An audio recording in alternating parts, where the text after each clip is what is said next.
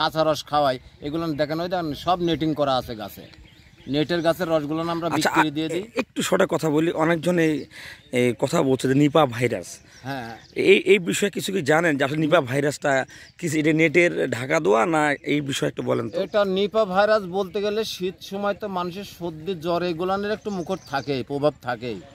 তারপরেও এখন Nipah virus কিসের থেকে তৈরি হয় এটা ডাক্তাররা হয়তো তাদেরা হয়তো ল্যাবরেটরি খুঁজে বাইর করতে পারে, কিন্তু বিষয়টা হলো যে রস থেকে ভাবতে গেলে আমরা রসকে পরিবেশের পরিচ্ছন্নের ভিতরে রাখি।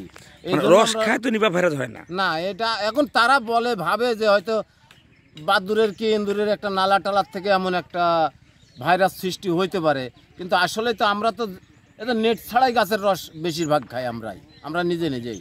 কিন্তু তারপরে আমরা কাস্টমারের জন্য ভালো একটা পরিবেশ তৈরি করছি, নেট টেট দিয়ে আমরা নেটিং করে আর কি রস এইগুলো নিয়ে আমরা হয়তো কাঁচা রস মানুষের জন্য বিক্রি দিয়ে থাকি। আমি দেখতে পাচ্ছি যে নেটের কিছু গাছে নেট আছে আর অনেকগুলা গাছে নেই, এগুলো কি পরে লাগাবে? এগুলো নয় যে আমাদের গুড়ে নিতে হয়, যে রসগুলান বাহির বাগানের রস হয়, দেন ওই বাগানে আছে, ওই বাগানের সম্পূর্ণ নেট করা আছে, ওই দিককার রস আমরা সবাই যে কাঁচা রস বিক্রি দিয়ে দিই।